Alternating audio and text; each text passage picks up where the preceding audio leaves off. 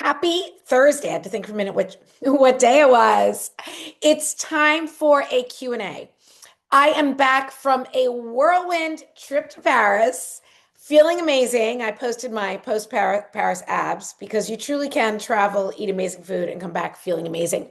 I am ready to dive back in to a Q&A to our Q&As. So I have two great questions for today. One from Doris about my thoughts on air pop popcorn, and Melissa asked, "What's the first thing I do if I put on weight?"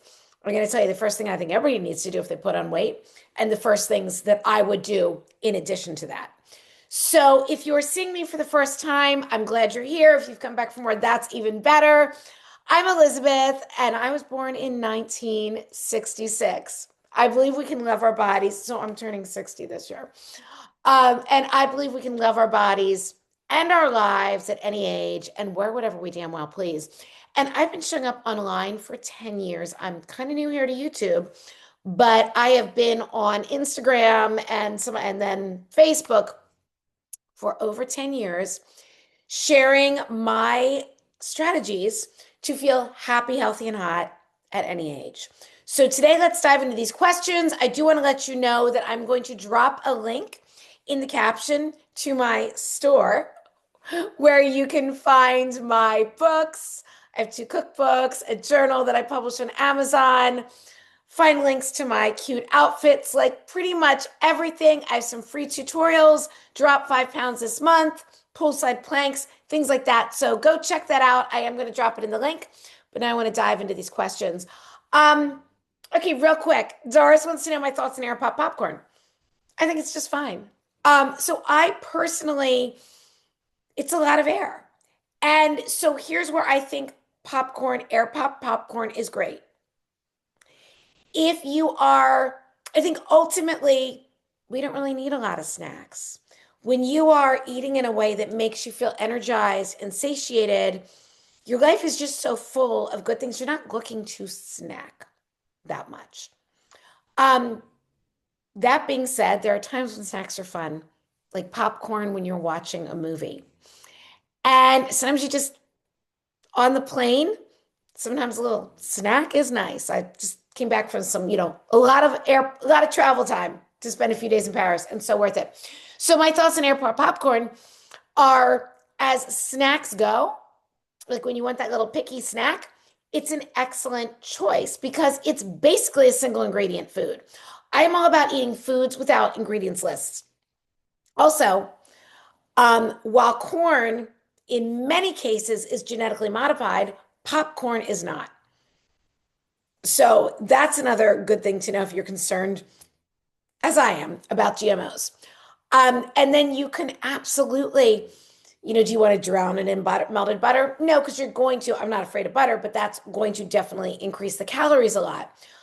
Could you toss it in a little butter or olive oil and some delicious, like mineral rich salt and enjoy it? Absolutely. So popcorn is also great for if you are a volume eater. If sometimes you just want a little more volume of food, you can have a big bowl of air pop popcorn for not a lot of calories. If you don't put any fat on it, any oil on it, it's extremely low in calories. You can even mist it with a little bit of a like olive oil or avocado oil spray, sprinkle the salt on. That's going to give you very few calories, but give the salt something to hold on to. So my thoughts on airport popcorn, I'm assuming again, Doris, that you're like my thoughts as far as health and also as far as supporting weight loss are, it's perfectly fine. I do want to say, if you're somebody who's super sensitive to grains, you may be like corn is more of a grain than a vegetable. I am sensitive to grains, but corn does not seem to bother me. I don't eat it often, but I'm certainly not opposed to some air popped popcorn. So now on to Melissa's question, which is a great one. What's the first thing she asked me, like, what is the first thing I do if I've noticed I put on weight? So I'm going to tell you the first thing. And because since I started doing this consistently, I don't put on weight. Like I really don't. Because I believe, it all fluctuates within like 5 pounds. I believe that it is so much easier to keep the train on the track than to get it back on after it's derailed. So the first thing that I would do, except now I don't, I do this anyway. But the first thing I tell anybody to do, first thing I've told every single client that I've ever worked with to do over the past all these years, is to start a food journal log diary of some type. This doesn't mean that you need to rigidly track your calories, your, protein, all of that. Those things can be helpful. But it is to build self-awareness. And there are apps to do this. I personally use the apps. I write it down in my journal, the Happy Healthy Not journal, but you can use a Spiral notebook. You can use the notes app on your phone. You can do whatever you damn well please, obviously. You can grab my journal in the link that I'll post underneath. The Happy Healthy Not journal is amazing. I use it every single day. But tracking your food. People tell me they barely eat anything. Oh, or I just graze. Oh, sometimes those people are getting more calories than anybody else. They're eating teeny weeny portions. They're never satisfied. And they're consuming a lot of calories that they're not even aware of. So I would start tracking every single thing you're eating, writing it down. Again, up to you if you want to track any macros, but it's really about building that self-awareness. And it starts making you say, sometimes it's just a pain in the ass to write the stuff down, so you don't even eat it. Do I really want to track this handful of M&Ms? Is this a quarter of a cup? Is this 22? Like, how am I measuring this? Stuff like that. It really builds self-awareness, but it also helps you notice patterns. So, and I started writing down what I eat, keeping this food journal. I used to do it whenever I needed to get back on track. If I noticed I had gained weight, I was like, oh, I should track what I'm eating. Well, then I noticed, it came to me, why don't I just always do this? And I've been doing it since, like, I don't know, 2019. Keeps me on track. Keeps me on track. It's also being completely honest with yourself. Be like, okay, yeah, that was a lot of food. That was a lot of calories. That was a lot of extra sugar I had today. And I'm not beating myself up. I'm aware. What can I do to make changes? And when you start seeing patterns like, wow, I can be so good during the day and then I crave sugar at night. Okay, what shifts can we make during the day to deal with the nighttime sugar cravings? So there is so much to tracking your food, to keeping some type of food journal, food diary. I think it's great also to pay attention to how did you feel? How did you sleep? All of those things. Now, what would I do personally if I notice I put on weight? Well, journal, but I'm already doing that. I would dial it in to the cleanest one ingredient protein and produce. I would have, which is pretty much the way I eat a lot of the time, like the majority of the time. There would be no empty calories at all because I would be eating fish, eggs, beef, nutrient-dense foods, filling in with colorful fruits and veggies, doing exactly what I talk about every damn day, prioritizing protein and produce. And I would simply eliminate the extra things, all of which add up. Or I would measure things. For example, when I started measuring the creamer that I was putting in my coffee, wow, does that shit add up? So I do use, I like the Chobani no sugar sweet cream. I use 1 tablespoon. That's 20 calories.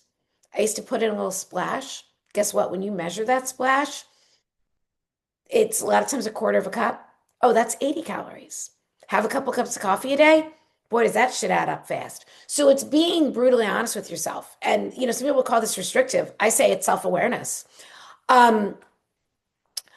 But I would look at anywhere where I was consuming empty calories. Creamers are empty calories. Alcohol is empty calories. I do drink alcohol. I'm totally upfront about that. Not a lot, but I also make sure it's alcohol is a toxin, but I'll do vodka and soda, things like that. But if I'd put on weight, I'm going to cut out those empty alcohol calories. So I would look to just dial it in. I would also look at anything that might be causing a little bit of inflammation for me. For me, that can be dairy. For me, I know it's grains. I don't eat grains at all. So that's what I would do. I would also look to make sure that I'm actually in a calorie deficit.